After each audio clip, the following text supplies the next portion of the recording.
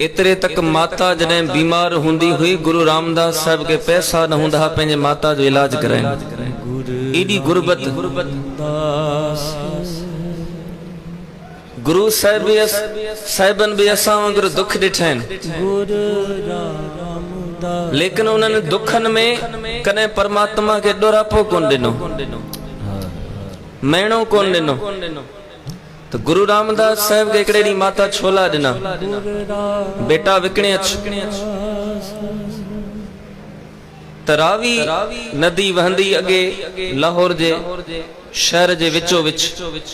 ही जेको बादशाही महल तमी दिसो था, रावी इता वहंदी किलो छो छो जे यो बादशाहों ने मिली करे ठारायो होयो, मुगल बादशाहों ने इने करे के रावी जो पानी वहंदो थदो थदो तो हवा भी लगदी थदी थदी। अगे पखा तो न हुंदा, लाइट तो न हुंदी। इते गुरु रामदास साहब छोला विकणदा हा।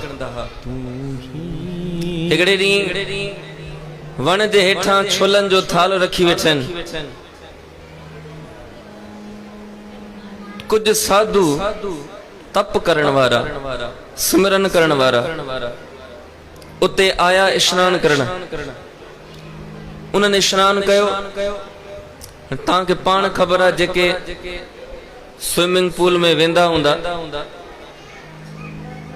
जडे बंदो पानी में स्नान कंदो आ या स्विमिंग पूल में स्नान कंदो, ऑटोमेटिक भूख ज्यादा लगदी है। तो साधुन के लगी भूख।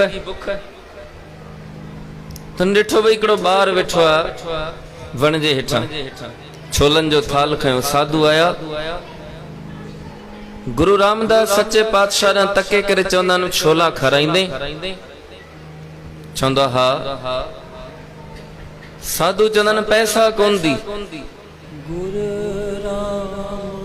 गुरु रामदास साहब थोड़ी देर चुप वेठा, जवाब दिनो, हे संतो, जे पैसा न तो कोई गाल नहीं, तवा खाओ, परमात्मा माखे दींदो पैसा बणे।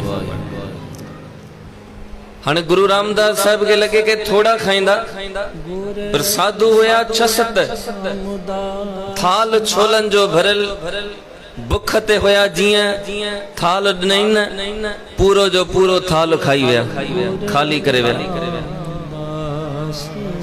पैसा आहिनि कोन। सतनाम।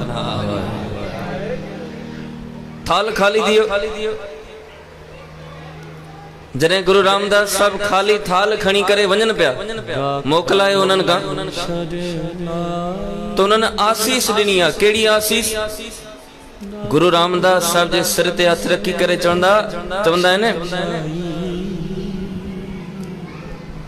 अॼु तुंहिंजे मथां कोई तख्त ताज नहीं। साधु आसीस ॾियंदा 9 साल जी उम्र में। चवंदा अॼु तुंहिंजे मथां कोई तख्त ताज नाहे। चवंदा हिकिड़ो ॾींहुं ईंदो तुंहिंजे सिर जे मथां तख्त भी हुंदो, ताज भी हुंदो, और दुनिया तुंहिंजे कदमनि ते सजदो पई कंदी। बोले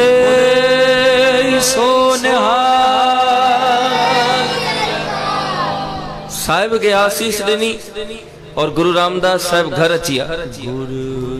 अम्मा पुछे दी पुटड़ा पैसा काथे न?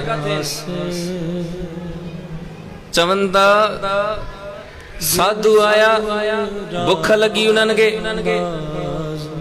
पैसा ॾिनऊं कोन, हरी जे राह में ॾेई तिरिज़ो छोला जेके दान कया, कंहिं बुखे के रोटी खाराइण, कंहिं साधु महात्माउनि खे पंहिंजे घरां कोई भोजन खाराइण, छोलन खाराइण जो एडो फल मिलियो गुरु रामदास साहिब के। पोइ जे असीं गरीबन के जेके रोटियूं खारायूं था, असांखे केॾो फल ॾींदो गुरु साहिब? ही छोला खाइण जो एडो फल आहे। आसीस ॾेई छॾी उन्हनि, और भक्ति करण वारनि जी आसीस लॻंदी आहे।